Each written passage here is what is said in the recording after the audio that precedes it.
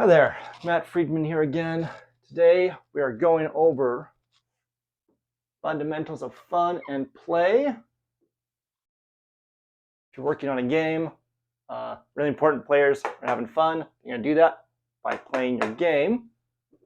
So to jump right in, I know fun seems to be kind of a magical, mystical thing that a lot of people just seem to try to almost stumble upon, but there is actually some pretty practical ways of approaching this. One of the primary fundamental elements of fun, and that is fun, is nurtured. You really do not construct fun. Fun is a psychological response to effective play. It's your end goal. There's a lot of play that does not result in fun. What you want to do is structure your play to allow fun to emerge. It's kind of almost like gardening. At a certain point, you've just got to let your target here, the fun, just emerge naturally, but it's got to have a proper play structure to it. So what we're going to do, I want to go over what an effective play structure is. That's one of the most fundamental tools you can have for nurturing our good friend fun. So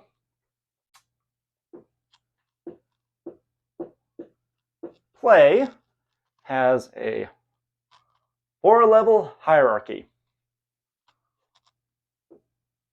1, objective.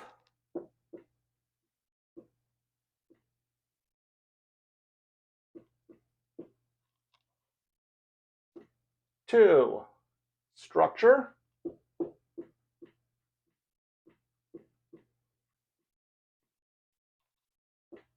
3,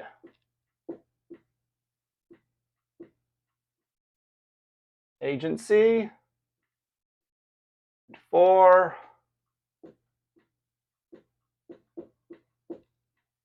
clarity. So pretty much just going through these layer by layer. That's the word. So first thing is that you got to have an objective. Start with your objective. What is the player actually doing? Are they trying to defeat a rival team by scoring more points? Are they organizing puzzle pieces? Are they saving a kingdom? Are they building a town? Etc., etc. Figure out what your objective is going to be. Once you figure out your objective, top of that, you need to put a rule structure. So that is, this is going to be a first-person shooter. It is going to be a match 3 game. It is going to be a racing game. That is your structure that supports your objective. Structure is also limitations on a player and what they can do. So that would be things like the player can't walk through walls. If they get hit by incoming enemy fire, they take damage to their health. They have a finite number of health points. All those elements fall into your structure. So after that, we got our agency. And agency, that is the player's ability to pursue novel problems within the communicated structure. So for example, if I am playing a first-person shooter and I can cause an explosion that will cause a physics reaction to knock an enemy into a pit, as a player, I should also be able to use that physics reaction on myself to like navigate up to a higher ledge or what have you. That kind of thing. This gets players paying attention and thinking about how they're going to approach problems. This is really key for overall fun emerging from play. Last thing we have here is clarity. Clarity is just making sure that the resources, state, and obstacles within the game world are clear to the player. So this would be like their total health, the number of lives they have, their distance, racing a lap around a racetrack, how close they are to an objective, where the objective is, have they just taken damage, have they just damaged an enemy. All those things are part of clarity here. So let's think. So when we're constructing gameplay, generally we're going to go through this structure from number 1 through to number 4. I want to clean up that one. That one's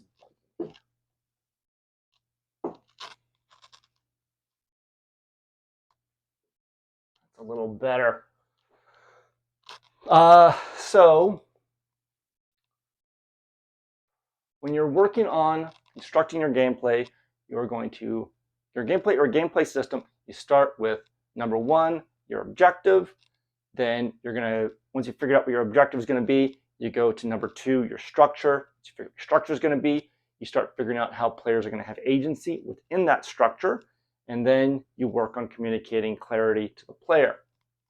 So if you are, let's see, let's cross over to the far side of the whiteboard here. So I would say we develop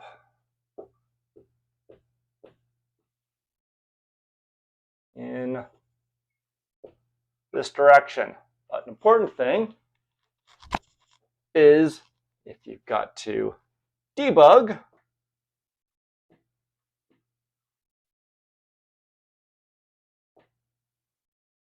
you debug in this direction. So you've gone through all these steps, gameplay loop just still isn't working, you debug it by starting at level number 4 and working your way up. Let's say we're working on a game that's about decorating cakes. Maybe the scoring system isn't clear, or the number of resources the player has isn't clear, their overall progress with their cake decorating challenge isn't working. Perhaps you've debugged that. That still seems like we've got that figured out pretty well. Game still isn't fun. Well, maybe the issue is with player agency. Maybe the problem is that the cake decorating challenge we've given the player isn't giving them enough creativity, enough ability for them to kind of show off their ability to express themselves with a cake. The solutions feel too predetermined. And hey, maybe that isn't what the issue is either. Perhaps the problem is overall the tools that were and rules that we're giving them to decorate the cake are not particularly interesting or well thought out, or perhaps the issue actually exists at a higher level of the objective, and that is overall, perhaps what is going to be compelling for the player isn't necessarily cake decorating. Perhaps what it is they want to be doing something like they want to be rebuilding their grandma's bake shop. And they're going to be doing that through decorating cakes, but their overall objective is now clearer and more compelling. Also, as you are debugging the play structure, as you get to the higher and higher levels, those have a knock-on effects to everything else. If we are changing our objective, we then need to reconsider our structure, need to reconsider our agency, and then need to have supporting clarity. So generally, when you're developing gameplay, you start with your objective, structure, agency, clarity. You debug it, reverse order, clarity, agency, structure, and then objective. This works for macro systems, your overall high-level gameplay objectives. Also works for micro systems, an inventory system, a combat system, a combo system, all those kinds of things. All right, so last thing I want to go over regarding this is important concept. I'm just going to call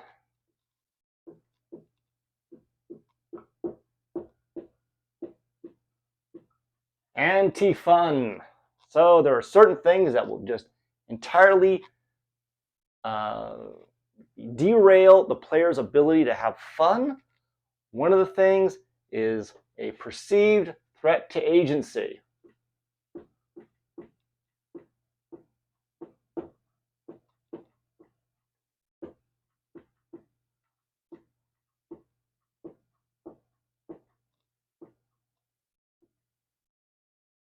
Go. There we are. So if the player feels that you're going to arbitrarily remove their agency or that there is a potential threat to their agency, they are going to disengage and they aren't going to be having fun. Effectively, what they're thinking is, why should we be putting in the effort if all of a sudden any decision I make might be arbitrarily overturned? So be really careful about this. Anytime that you are removing player agency or even implying that you may remove it, you're going to find the player in a much more passive frame of mind. They will not be having as much fun. There are ways that there's still certain types of fun you can have with this, but generally they tend to be more passive, and they aren't as enjoyable as the player actually leaning in and actively thinking about the gameplay problems and really leaning into your gameplay systems. So that's our talk on fundamentals of fun and play. Best way to describe this is that I'd say fun is the player's clear sense of their agency being applied to the progress of a meaningful objective. They want to know what they're trying to achieve, the rules they got to work within to achieve it. They have agency within those rules, and it's really clear what their progress and overall status is as they're playing through their game, through your game. Sorry. Anyways, hope this was helpful. Look forward to hearing your thoughts. Please feel free to do the usual social media stuff down below. Like, subscribe, hit the bell icon, all that kind of stuff. Hit the Taco Cat button, and I will catch you guys later for the next one.